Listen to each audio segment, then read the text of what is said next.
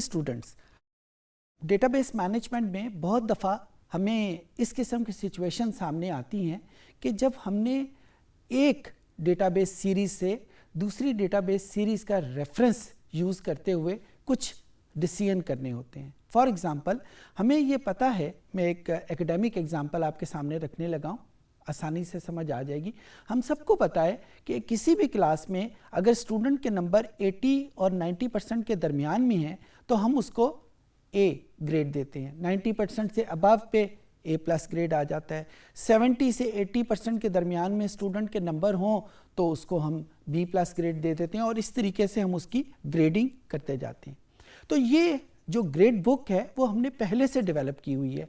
हमें पता है कि जो ही किसी स्टूडेंट के नंबर 70 और 80 के दरमियान में होंगे उसका ग्रेड ये होगा, उसके ग्रेड अगर 80 और 90% के दरमियान में होगा तो उसका ग्रेड क्या होगा, ये पहले से हमने डेवलप कर लिया। अब अगर क्लास में कोई 100-150 स्टूडेंट मौजूद हैं, हर एक के नंबर डिफरेंट हैं, तो हमारे पास बारी बारी उसको देखने के कि उसके स्टूडेंट के नंबर किस पर्टिकुलर ग्रेड में फॉल करते हैं हमें मैनुअली चेक करना पड़ेगा।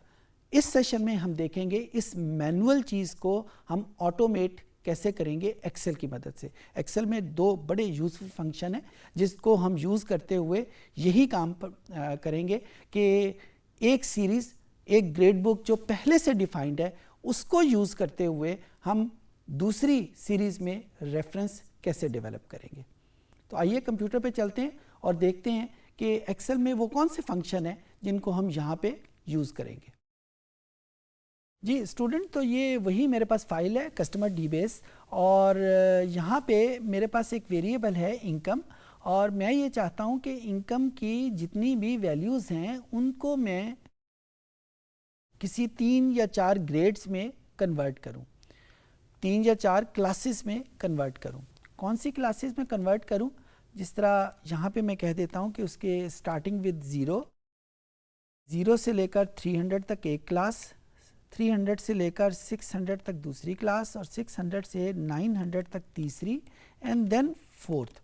और इनको मैं नाम दे देता हूँ, जो 0 से लेकर 300 तक है उनको मैं लो इनकम ग्रुप कह देता हूँ, जो 300 से 600 तक है उनका नाम मैं मीडियम कर लेता हूँ, और जो 600 से 900 तक है उनको मैं हाई इनकम ग्रुप कह देता हूँ, और जो 900 से 1200 तक है उनको मैं वेरी हाई कह देता हूँ।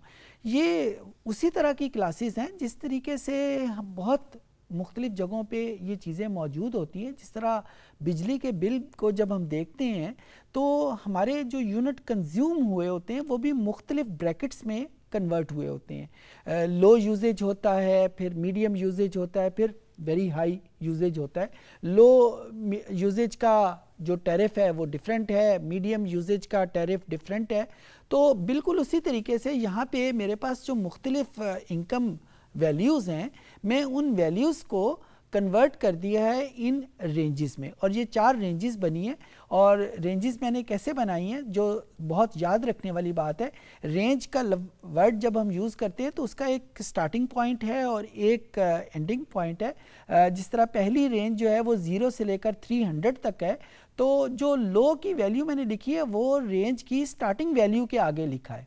सिमिलरली जो दूसरी रेंज है वो 300 से 600 तक है, तो जो मैंने मीडियम का वर्ड लिखा है वो उसकी स्टार्टिंग वैल्यू के आगे लिखा है।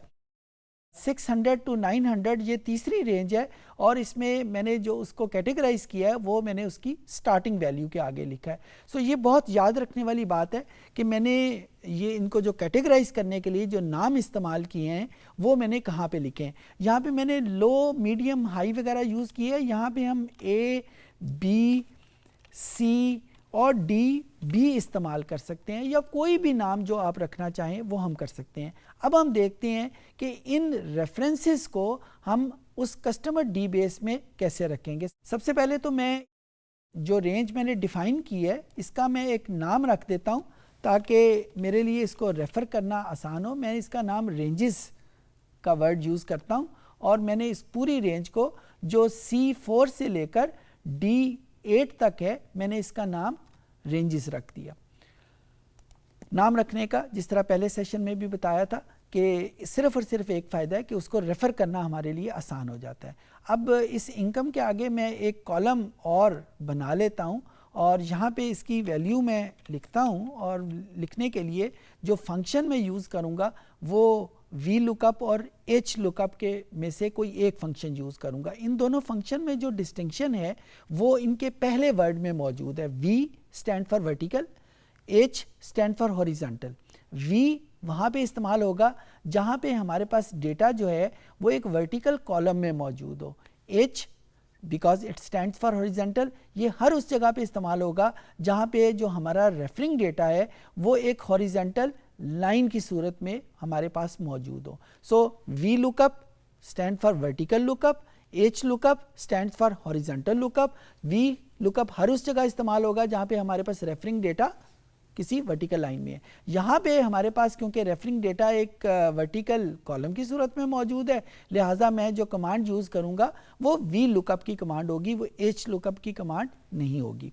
ज़्यादातर हमारे पास जो कमांड यूज़ होती है वो वी लुकअप ही यूज़ होती है, और उसकी बुनियादी वजह ये है कि डेटा एनालिटिक्स में जो डेटाबेस मैनेजमेंट या डेटाबेस का जो स्टाइल है वो वेरिएबल की इंफॉर्मेशन आमतौर के ऊपर कॉलम में लिखी होती है और रोज़ में रिस्पोंडेंट की वैल्यूज़ लिखी होती है, और हम जो एनालिसिस कर रहे होते हैं वो वेरिएबल लेवल के ऊपर कर रहे होते हैं, रिस्पोंडेंट लेवल के ऊपर नहीं कर रहे होते।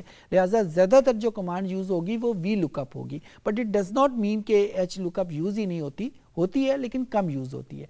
सो यहाँ पे मैं वी लुकअप की कमांड यूज़ कर लेता हूँ, और वी लुकअप के बाद आप देखें नीचे एक एक्सेल ने हमारी हेल्प के लिए एक छोटी सी हेल्पिंग सिंटेक्स लाइन भी लिखती है कि सबसे पहले वी लुकअप में हमने जो इन्फॉर्मेशन प्रोवाइड करनी है वो उस चीज़ की इन्फॉर्मेशन प्रोवाइड करनी है कि मैं किस चीज़ को लुकअप करना चाहता हूँ। मैं इस वैल्यू को लुकअप करना चाहता हूँ और कहाँ लुकअप करना चाहता हूँ। जो रेंज है, जो टेबल है जिसमें से हमने डेवलप किया हुआ है, उस शीट 1 में हमने टेबल बनाया था जिसका नाम हमने रेंजेस रखा था, वहाँ पे इसकी इंफॉर्मेशन मौजूद है कि किस वैल्यू को लो रखा जाएगा, किस वैल्यू को हाई कहा जाएगा, किस वैल्यू को वेरी हाई कहा जाएगा।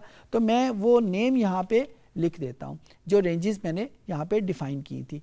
और फिर उसके बाद तीसरी इंफॉर्मेशन जो इस कमांड को चाहिए वो ये कि जो रेंज हमने डिफ़ाइन की हुई है, जिस टेबल से हमने रेफरेंस लेना है, जिस रेफरेंस को लेना है वो उसके कॉलम नंबर 1 में मौजूद है, कॉलम नंबर 2 में मौजूद है या 3 में, या कौन से कॉलम में मौजूद है। अगर आपको उस रेंजेस का याद हो तो उसके फर्स्ट कॉलम में हमारे पास नंबर थे कि जिन रेंजेस कहाँ से शुरू होकर कहाँ तक जा रही हैं, और सेकंड कॉलम में वो लो, मीडियम, हाई या वेरी हाई की वैल्यू लिखी हुई थी जिनको हमने यहाँ पे रेफ़र करना था। तो इसका मतलब है कि जिस वैल्यू को हमने रेफ़र करना है वो सेकंड कॉलम में लिखी हुई है। तो मैंने उस कॉलम का इंडेक्स जो नंबर जो है वो यहाँ पे लिख दिया कि सेकंड कॉलम से हमने उसकी वैल्यू को फेच करना है।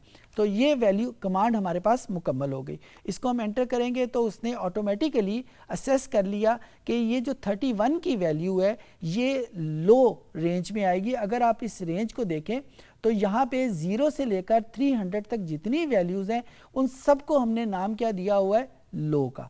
सिमिलरली 300 से 600 वो मीडियम है। अब हम देखते हैं इसी कमांड को हम कॉपी कर लेते हैं for the rest of the rows, और यहाँ पे मैंने जब इसको पेस्ट किया तो हर उस जगह पे ये इसने लो लिख दिया जो 0 और 300 के दरमियान है, हर उस जगह पे इसने मीडियम लिख दिया जहाँ पे ये 300 और 600 के दरमियान है, एंड देन सो ऑन। सो इस तरीके से हमारे पास एक कॉलम बन गया कि यहाँ पे हम लो, मीडियम या हाई या जो भी हमने कैटेगरीज डिफ़ाइन की हुई हैं उसके मुताबिक हम लिखते हैं। इस कमांड का बहुत ज़्यादा यूजेज है। जिस तरीके से अगर हमारे पास एजेस गिवन हो और मैं उन एजेस को कन्वर्ट करना चाहता हूँ कि चाइल्ड, अडल्ट और सीनियर। चाइल्ड सबको पता है कि 0 एज से लेकर आम तौर के ऊपर 20 साल से कम तक को हम चाइल्ड कहते हैं, 20 साल से लेकर 40 साल तक हम आम तौर के ऊपर अडल्ट कहते हैं, और 40+ ईयर्स को हम सीनियर सिटीज़न के नाम के ऊपर आमतौर पे कहते हैं। वैसे ये रेंजेस डिफरेंट भी हो सकती हैं, एज का मामला वैसे भी बड़ा टची होता है, तो मैंने हाइपोथेटिकली ये रेंजेस डिफाइन कर ली। तो मैं उस एजेस की इंफॉर्मेशन को जो नंबर की सूरत में गिवन है, मैं इसको कैटेगरीज में भी कन्वर्ट कर सकता हूँ। जब हम स्कूल में ग्रेड्स बनाते हैं कि किस स्टूडेंट को ए ग्रेड मिला है, किस स्टूडेंट को बी ग्रेड मिला है, वो बी कैटेगराइजेशन होती है कि हमें पता है कि जिस भी स्टूडेंट के नंबर 80% से ज़्यादा हैं उनको ए प्लस ग्रेड मिलेगा, जिस भी स्टूडेंट के नंबर 70 और 80% के दरमियान में है उसको ए ग्रेड मिल जाएगा, एंड देन सो ऑन। सारे ग्रेड जो हैं वो डिफाइन है। तो उसी तरीके से अगर हम एक रेंज डेवलप कर लें जहाँ से हम नंबरों को रेफ़र करेंगे और फिर अलहदा जब हमारे पास नंबर हों वहाँ पे हम इनको इसी वी लुकअप के फंक्शन को यूज़ करते हुए हम उनकी रेंजेस को डिफाइन कर लेंगे। उम्मीद है कि चीज़ें आपके लिए आसान होंगी। इस सेशन में हमने देखा कि कैसे एक्सेल में हम रेफरेंस यूज़ करते हुए सीरीज़ डेवलप करते हैं। जो फंक्शन हमने सीखे, V lookup, V stand for vertical, और H lookup, H stand for horizontal. दोनों फंक्शन एक तरह के हैं, लेकिन एक वर्टिकली परफॉर्म होता है, एक हॉरिजॉन्टली परफॉर्म होता है। और फिर इनको यूज़ करते हुए एक्स लुकअप जो ज़्यादातर वर्टिकल हम अप्लाई करते हैं, हम इसको कैसे अप्लाई करेंगे। उम्मीद है कि चीज़ें आपको समझ आ गई होंगी।